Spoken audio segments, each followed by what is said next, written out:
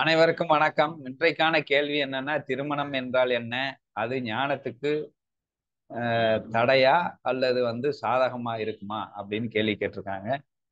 So இந்த திருமணம் என்பது என்ன அப்படின்னு பார்க்கும்போது, முதல் முக்கிய காரணமாக திருமணம் எதற்கு கொண்டு வரப்பட்டது அப்படின்னா, to satisfy their sexual needs. காம உணர்வை, அந்த உணர்வின் தாக்கத்தை போக்கிக் கொள்வதற்காக ஏற்பட்டதுதான் திருமணம். அதுதான் அங்க முதன்மையா இருக்கு. அப்படி இல்லைன்னா அது ஃப்ரெண்ட்ஸு அப்படின்னு சொல்லிட்டு வந்துடுறாங்க. ஸோ அப்படி பார்க்கும்போது அந்த திருமணம் என்பது ஒரு எல்லோருக்கும் ஒரு காம உணர்வு இருக்கு. அதை நம்ம சேனலைஸ் பண்ணலைன்னா, அது ஒரு வடிகால் மாதிரி பக்காவா ஒரு பக்குவப்பட்டு இல்லைன்னா, அது சொசைட்டியே தரிகட்டு போயிடும். ஒரு பொறுப்பற்ற தன்மை ஆயிரும். சண்டை சச்சரவுகள் கூடிரும். ஆக்கிரமிப்புகள் கூடிரும். அதுவே ஒருத்தருக்கு ஒருத்தி அப்படின்னு சொல்லிட்டு அவருடைய அந்த தேவையை போக்குவதற்காக ஒரு அங்கீகரிக்கப்பட்டு ஒரு ரூல்ஸோட உள்ள அமிச்சிட்டோம்னா அவரவருக்கு கிடைத்ததே. அப்ப பிரச்சனை இல்லை, இன்னொருத்தனுக்கு பிரச்சனை இல்லை, சண்டை இல்லை. ஸோ இவருக்கு இவர் தான், இவருக்கு இவர் தான் அப்படின்ட்டு சொசைட்டில எந்த விதமான பிரச்சனை இல்லாம ஸ்மூத்தா போறதுக்கு அது மிகப்பெரிய உதவியா இருக்கு. அப்படிங்கிறதுக்காக திருமணம் என்று கொல்லப்பட்டது, அவருடைய காம தேவையை பூர்த்தி செய்வதற்காக. ஸோ இதுல இன்னொரு பெரிய அட்வான்டேஜ் என்ன அப்படின்னு வரும்போது, இந்த அவர்கள் இணைவது என்னமோ காம துவயத்தை சேர்ப்பதற்காக தான். அங்க போகும்போது என்ன ஆகுதுன்னா, ஒருவர் ஒருவர் மாறி மாறி சுகத்தை பரிமாறிக்கொள்ளும் போது அங்கே விசுவாசம் என்ற ஒரு உணர்வு வரும். ஓ, எனக்கு இவ்வளவு செய்கிறார்களா அவள், ஓ இவன் நமக்கு இவ்வளவு செய்கிறானா, இவ்வளவு சுகத்தை தருகிறானா அப்படிங்கும் போது அந்த விசுவாசம் வரும். அந்த விசுவாசம் என்ன ஆகும்னா, எடுக்கிறேன் எடுக்கிறேன் எடுக்கிறேன் அப்படிங்கிறத கொடுத்து கொடுக்கிறேன் கொடுக்கிறேன் அப்படிங்கிற ஒரு ஃபீல் வரும்போது அங்கே அன்பாக மலரும்.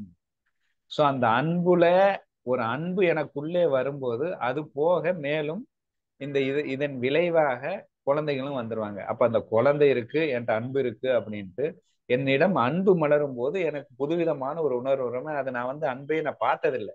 எப்போதும் ஆசையிலும் அகங்காரத்திலும் விருப்பிலும் ஏக்கத்திலும் வெறுப்பிலையுமே இருந்த நான் முதலாக விசுவாசம் என்கின்ற உணர்விலே அன்பு என்கின்ற ஒரு ஃபீலை உணர்றேன். சோ அந்த அன்புங்கிறது இப்போ ஒருத்தர் இருந்தாலே இவ்வளவு அன்பா, அப்ப அனைவருடன் நான் அன்பாக இருந்தால் நான் பேரானந்தமாக இருக்கலாம் என்கின்ற ஒரு புரிதலை ஒருவனுக்கு கொடுத்து விடும் என்கின்ற காரணத்துக்காக திருமணம் என்று ஏற்பட்டதாக தெரிகிறது. அப்ப இது தடையா இல்ல சாதகமா ஞானத்தை அடைய அப்படின்னா, அதான் நான் சொன்னோம் இல்லையா, விசுவாசம் என்பது வர வேண்டும்.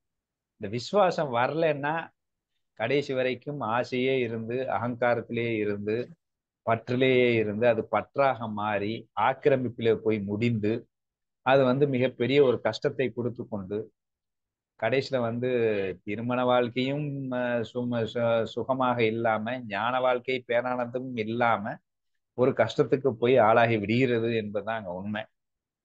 சரி, அதுல இன்னொரு ஒரு பெரிய ஒரு இதுல என்னன்னா, விசுவாசம் என்பது இருவருக்கும் சேர்ந்து வர வேண்டியது.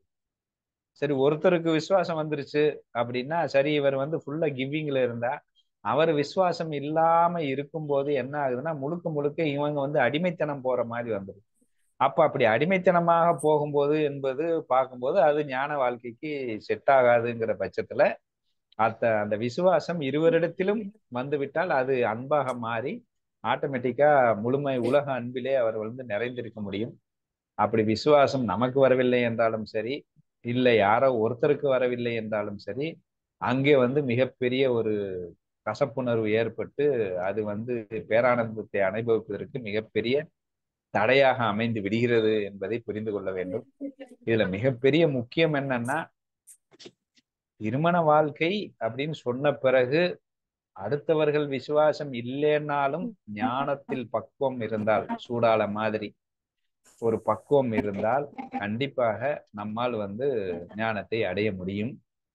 ஸோ அந்த பக்குவத்துக்கு காரணம் நாலேஜ், நாலேஜுக்கு காரணம் பக்தின்னு வச்சுக்கோங்க. அந்த பக்தி, நாலேஜ், பக்குவம் என்பது தெளிவாக என்னிடம் இருக்கும் பட்சத்துல கண்டிப்பாக திருமண வாழ்க்கை தடையாக இருக்காது. அதே சமயம் நான் பேச்சுலரா இருக்கிறேன், நான் திருமணம் ஆகாமல் இருக்கேன், ஞானம் சூப்பரானா அங்கேயும் ஒரு பக்குவம் ஒரு நாலேஜ், ஒரு பக்தி எல்லாம் இருந்தா மட்டும்தான் அந்த பேச்சுலரும் ஞானத்துக்கு போக முடியும். அங்க வேற விதமான ஒரு பக்குவம் வேணும், இங்கே ஒரு விதமான பக்குவம் வேண்டும். அந்த இரண்டுக்கும் நான் பேஸ் என்னன்னு பார்த்தா நாலேஜும் பக்தியும். ஸோ அந்த ஞானமும் பக்தியும் வைத்துக்கொண்டு ஒரு பக்குவத்தோடு இருப்பவர் இருந்தால், நீங்க திருமணம் செய்யவில்லை என்றாலும் திருமணம் செய்தாலும் உங்களுக்கு வந்து எளிதாக ஞானத்தை அடைந்து விடலாம்.